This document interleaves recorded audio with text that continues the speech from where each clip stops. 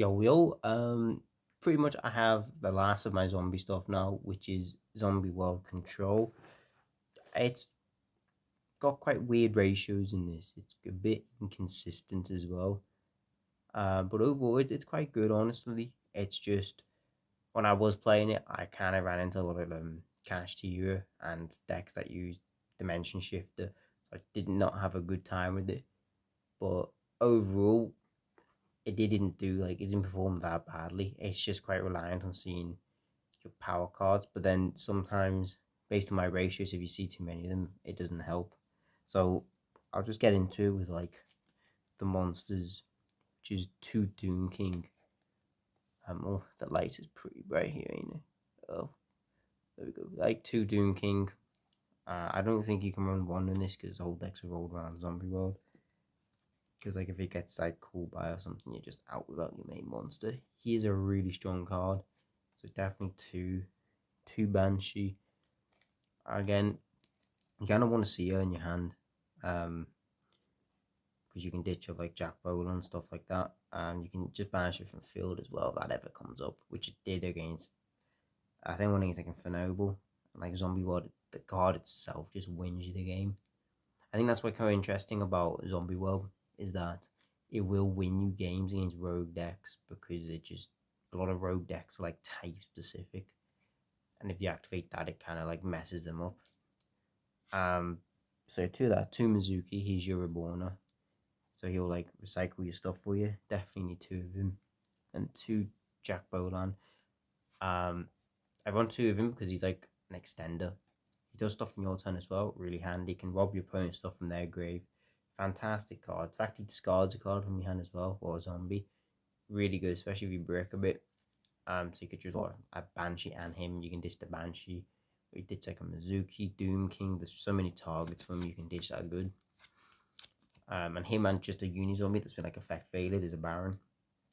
So generally like really handy. Triple uni zombie. Definitely want to run triple of him, like the stars of the deck pretty much. If he gets impermed, it is pretty wounding. That's the problem with the deck.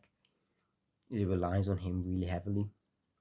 However, it's definitely like worth it.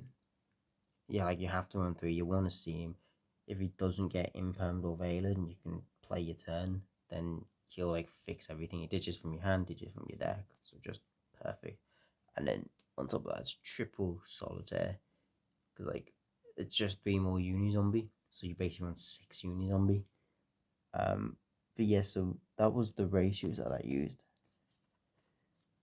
for the multiples, and the one ofs is like one Algul, really handy when he's banished, summon himself as protection, really good.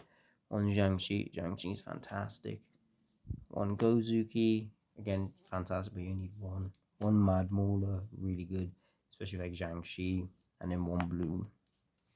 I did not run more than one Bloom because like there are variants where you run two, but I don't run Linkreaver in this. You could potentially fit Linkreaver in and then run two, because then if you hard draw Zombie World and Bloom, it's like an instant Balrog then, which is still like not too bad to pass on, but I just didn't like it that much. So I just quite like it at one. And a triple Ash Blossom is just a hand trap. Like it's the only hand trap I run. It's the best hand trap in my opinion. And then for that's my monsters. The spells I ran triple Zombie World. Um, yeah, so triple Zombie World. Definitely like the main card of the deck. You need to have three of it. You want to see it. People will try and remove it from your field as well. So 100% you need three of it. Like hard drawing as well is really good. This is where the ratios get a bit strange. So I ran two Super Poly, two Droplet, two Talons. So the reason I ran two Talons, two Super Poly, two Droplet was like I had three of each. I changed it around a little bit. Same with like Arrive with the Warlord's also something I cut down to one. But just like seeing them too much and nothing else is like not that great.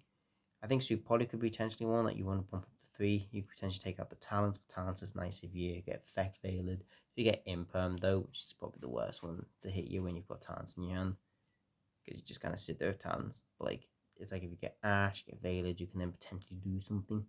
Super Poly's the ball breaker. I'd say drop it's more of the flex spot. You could probably just take them out or side deck them. They are good, like going second cards, honestly. So, but at this ratio, I quite liked it. Man, I didn't see too many of them. I saw them like at decent times when I kind of needed them. Super Poly was the only one.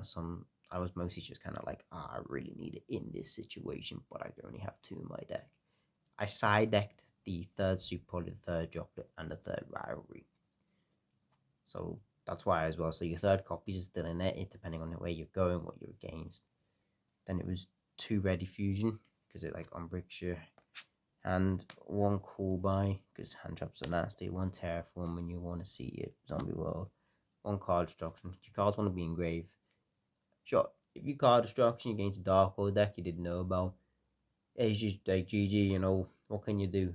But otherwise there's not really many decks that like benefit that much from card destruction, especially against a rogue tier player still.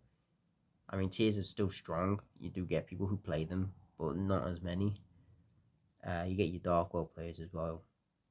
And then 1 Instant Fusion, 1 Cool Buy, and then double Rivalry for my traps. Same concept as the other 2. I just like that too. If you open double Rivalry, it's not that great. So I just ran those as my ratios. And then I ran extra deck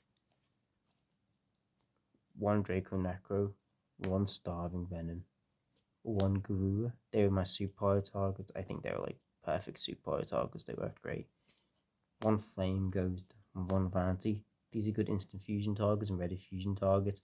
Some people use the Monster Thesis. I don't see the point. Like, this is much better because if your Unizombie gets like fact faded or impermed, your instant fusion that's a 6. That'll make you a Mortal Dragon, which will unbreak your hand.